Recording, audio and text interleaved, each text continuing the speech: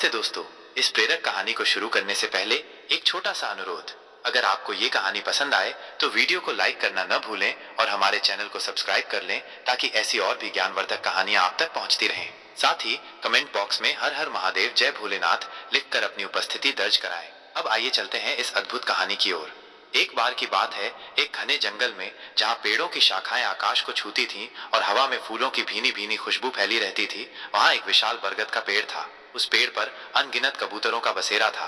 दिन भर वे दाना चुगते, पानी पीते और शाम ढलते ही अपने घोंसलों में लौट आते। एक शाम जब सूरज अपनी सुनहरी किरणों से जंगल को अलविदा कह रहा था, कुछ कबूतर पेड़ की सबसे ऊंची डाल पर बैठकर विश्राम कर रहे थे। उनमें एक बूढ़ा अनुभवी कबूतर था जिसके पंख समय के साथ धूसर हो चले थे, और एक युवा चंचल कबूतर भी था जिसकी आंखों में दुनिया जानने की उत्सुकता भरी थी। नौजवान कबूतर ने बूढ़े कबूतर की ओर देखा और कुछ देर सोचने के बाद बोला, आप उम्र में सबसे सर्वश्रेष्ठ हैं और निस्संदेह आपने इस विशाल जंगल में बहुत कुछ देखा और सीखा होगा। मैं आपसे एक प्रश्न पूछना चाहता हूँ जिसकी जिज्ञासा मुझे बहुत समय से है। मुझे आशा है कि आप मुझे इसका उत्तर अवश्य देंगे।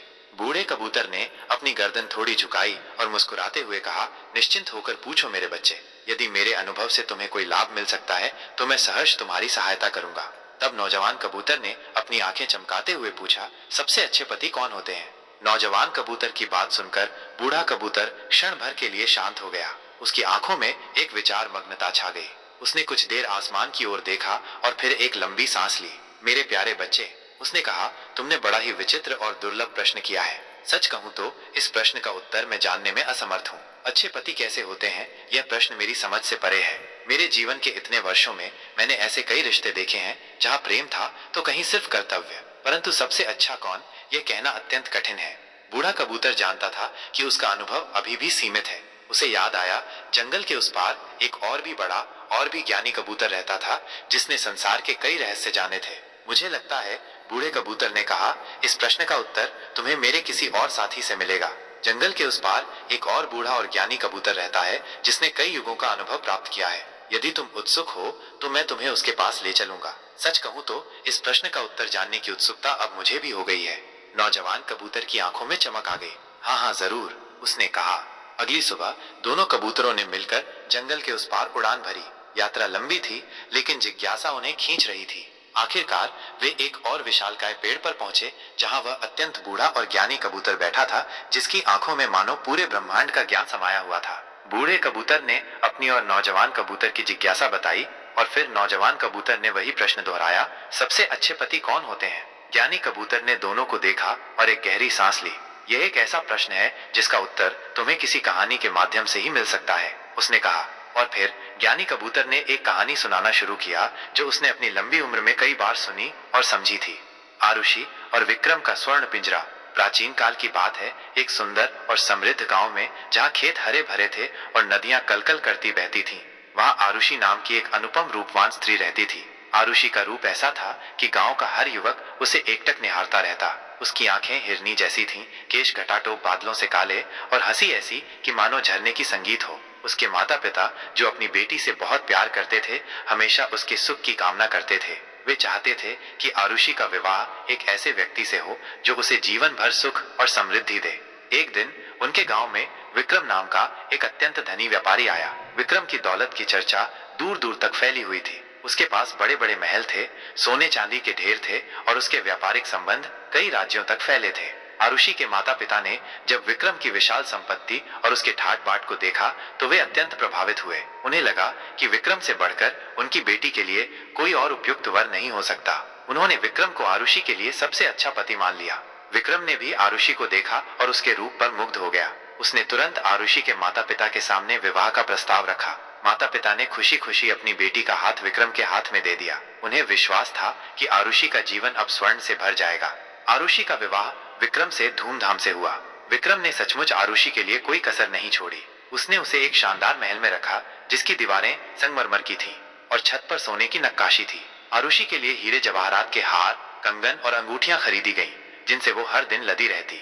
रेशमी वस्त्र, स्वादिष्ट भोजन और हर प्रकार की भौतिक सुख सुविधा आरुषि के कदमों में बिछी थी। उसकी हर इच्छा पूरी होती थी, इससे पहले कि वो उसे व्यक्त भी कर पाती। गांव की अन्य स्त्रियां आरुषि के भाग्य से ईर्ष्या करती थीं और उसे रानी कहकर पुकारती थीं। परंतु इस चमक धमक के पीछे एक गहरा खालीपन था। विक्रम बेहद धनी था, लेकिन वो अपने व्यापार में इतना लीन रहता था कि आरुषि के लिए उसके पास समय नहीं था। सुबह से शाम तक वो अपने व्यापारिक यात्राओं पर रहता या अपने मुनीमों के साथ हिसाब किताब में डूबा रहता। रात को जब वह लौटता तो थका हुआ होता और बस नींद की तलाश में रहता। आरुषि को महल में सब कुछ मिलता था सिवाय विक्रम के साथ के। वो अकेले ही अपनी विशाल संपत्ति के बीच रहती थी। उसे लगने लगा कि इस अपार धन का कोई अर्थ नहीं जब उसे साझा करने वाला कोई नहीं। उसके पास हर भौतिक चीज थी, पर उसके हृदय में एक खालीपन था, एक ऐसी प्यास जो विक्रम की अनुपस्थिति में बढ़ती जा रही थी। आरुषि ने कई बार विक्रम से बात करने की कोशिश की। उसने उसे अपने मन की व्यथा बताई, अपने अकेलेपन के बारे में बताया, पर विक्रम ने हमेशा उसे समझाया कि वो ये सब उसके भविष्य के लिए ही कर रहा है। वो कहता, प्यारी आरुषि, ये सारी दौलत, ये महल, ये हीरे सब तुम्हारे लिए ही तो हैं। मैं दिन रात मेहनत करता हूँ ताकि तुम्हें किसी चीज की कमी न हो। विक्रम अपने तर्क में सही हो सकता था, लेकिन आरुषि को उसकी संपत्ति से अधिक उसका साथ चाहिए था। उसे लगा कि वो एक स्वर्ण पिंजरे में कैद है। पिंजरा सुंदर था, सोने का था, पर फिर भी वो एक पिंजरा ही था। उसे लग रहा जैसे उसकी आत्मा मुरझा रही हो। अकेलेपन ने उसे पूरी तरह से घेर लिया। हर दिन हर पल वो अपने विशाल महल में घूमती और उसकी आंखें सूनी हो जाती। उसे अपने आसपास की चमक फीकी लगने लगी। एक दिन उसने यह स्वर्ण पिंजरा छोड़ने का फैसला किया। यह एक मुश्किल फैसला था, एक ऐसा निर्णय जिसने उसके जीवन को पूरी तरह से बदल दिया। उसने अपने मन को कठोर किया, अपनी सारी भौतिक सुख सुविधाओं को पीछे छोड़ दिया और विक्रम को त्याग दिया। वो एक ऐसे व्यक्ति की तलाश में निकली जो उसे सबसे कीमती चीज दे सके, समय और प्यार। आदित्य का क्षणिक आकर्षण। आरुषि ने अपना रास्ता बदल दिया और अब उसकी राह एक नई दिशा में थी। उसने अपनी पहचान छिपाई, अपने कीमती वस्त्र और गहने त्याग दिए और एक साधारण स्त्री के रूप में यात्रा करने लगी। वो गांव-गांव भटकती रही, लोगों से मिलती रही, एक ऐसे व्यक्ति की तलाश में जो उसके जीवन के खालीपन को भर सके। उसकी मुलाकात कई लोगों से हुई, पर कोई उसे वो महसूस नहीं करा सका जो वो चाहती थी। एक दिन उसकी मुलाकात एक छोटे से नगर में आदित्य से हुई। आदित्य विक्रम जितना धनी तो नहीं था, पर वो बेहद आकर्षक और मनोरंजक था। उसकी बातें सुनकर लोग हंसते थे। उसकी चाल में एक अद्भुत जादू था और उसकी आंखों में एक ऐसी चमक थी जो आरुषि को अपनी ओर खींच रही थी। आदित्य एक कलाकार था जो अपने संगीत और कहानियों से लोगों का मनोरंजन करता था। उसके पास दौलत नहीं थी, पर उसके पास जीवन की उमंग थी। आदित्य ने आरुषि को दुनिया दिखाई जैसी उसने पहले कभी नहीं देखी थी। वो उसे रंगीन महफिलों में ले गया जहाँ संगीत की धुनें बजती थीं और लोग खुलकर नाचते थे। उसने उसे ऐसे ऐसे किस्से सुनाए जो उसने कभी नहीं सुने थे और हर दिन उसे हंसाया। आदित्य के साथ आरुषि को लगा कि वो पहली बार स्वतंत्र महसूस कर रही है। विक्रम के महल में वो एक पुतले की तरह थी, पर आदित्य के साथ वह जी रही थी। उनके दिन प्रेम, हास्य और रोमांच से भरे थे। आदित्य उसे हर पल ये महसूस कराता था कि वो कितनी खास है। आरुषि ने सोचा कि उसे अपना सच्चा साथी मिल गया है। उसे लगा कि जीवन का वास्तविक सुख दौलत में नहीं, बल्कि इसी तरह की आजादी और रोमांच में है। वो खुश थी, बहुत खुश। उसे लगा कि उसने सबसे अच्छा पति पा लिया है जो उसे हंसी और खुशी दे सके। लेकिन आदित्य का प्रेम एक अस्थायी लहर जैसा था। उसकी प्रकृति में एक जगह टिकना नहीं था। वो नए अनुभवों की तलाश में रहता था और उसका मन बहुत जल्दी भर जाता था। कुछ महीनों बाद उसका मन आरुषि से भी भर गया। आरुषि के प्रति उसका प्रारंभिक आकर्षण धीरे धीरे कम होता चला गया। आदित्य का स्वभाव चंचल था और उसे लगा कि आरुषि के साथ उसका रोमांच खत्म हो गया है। उसने आरुषि को वो आजादी और खुशी दी थी, लेकिन अब उसे लगने लगा था कि वो खुद बदल गया है। एक दिन बिना किसी चेतावनी के आदित्य भी आरुषि को अकेला छोड़कर चला गया। वो बस सुबह उठा और बिना कोई बात कहे अपने रास्ते चला गया। आरुषि फिर से टूट गई। इस बार दर्द और निराशा गहरी थी, क्योंकि उसे लगा था कि उसने प्यार पा लिया था, पर वो भी एक भ्रम निकला। विक्रम ने उसे भौतिक रूप से छोड़ा था, लेकिन आदित्य ने उसे भावनात्मक रूप से गहरा घाव दिया था। उसे लगा कि वो फिर से अकेली रह गई है और इस बार का अकेलापन और भी भयानक था, क्योंकि उसने खुशी का स्वाद चखा था और अब वो उससे भी वंचित हो गई थी। उसे समझ नहीं आ रहा था कि उसकी तलाश कब खत्म होगी। उसे लगा कि उसने गलत चुनाव किया था और शायद सबसे अच्छा पति कोई नहीं होता। कबीर का निस्वार्थ प्रेम। हताश और अकेली आरुषि ने उम्मीद छोड़ दी थी। वो अपने पुराने जीवन की विलासिता को भी खो चुकी थी और आदित्य के साथ बिताए रोमांचक दिन भी अब केवल एक धुंधली याद थे। उसके पास न तो विक्रम की दौलत थी, न ही आदित्य का उत्साह। वो बस भटक रही थी, बिना किसी दिशा के, बिना किसी उद्देश्य के। उसे लगा कि उसका जीवन बेकार हो गया है और वह कभी सच्ची खुशी नहीं पा सकेगी। एक दिन जब आरुषि एक छोटे से गांव से गुजर रही थी, जहां की सड़कें धूल भरी थीं और घर साधारण थे, उसकी मुलाकात एक साधारण से व्यक्ति कबीर से हुई। कबीर गरीब था, उसके पास विक्रम जैसी दौलत नहीं थी और न ही आदित्य जैसी चकाचौंध। उसके पास सिर्फ एक छोटा सा मिट्टी का घर था, एक छोटी सी बगिया और एक बड़ा दिल। वह एक किसान था जो अपनी जमीन पर मेहनत करता था। उसकी आंखों में कोई चमक नहीं थी, पर उनमें एक अजीब सी शांति और करुणा थी। कबीर ने आरुषि को देखा जो सड़कों पर बेसहारा लग रही थी। उसने आरुषि के चेहरे पर उदासी और थकावट देखी। उसने आरुषि से कोई सवाल नहीं किया, न उसके अतीत के बारे में पूछा, न उसके दुख का कारण। उसने बस उसे अपने छोटे से घर में आश्रय दिया, उसे भोजन कराया और उसे आराम करने दिया।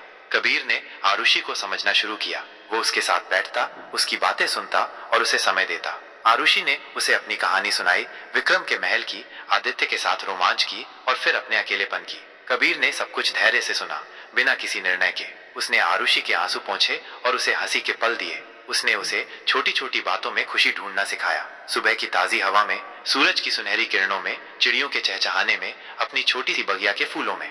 कबीर का प्रेम किसी भौतिक चीज पर आधारित नहीं था, बल्कि निस्वार्थ और गहरा था। वो आरुषि के हर सुख दुख में उसके साथ खड़ा रहा। जब आरुषि उदास होती तो वो उसे अपनी बाहों में भर लेता, और जब वो खुश होती तो वो उसके साथ मिलकर हंसता। उसने आरुषि को कोई महंगे उपहार नहीं दिए, पर उसने उसे अपना पूरा ध्यान और भावनाएं दी।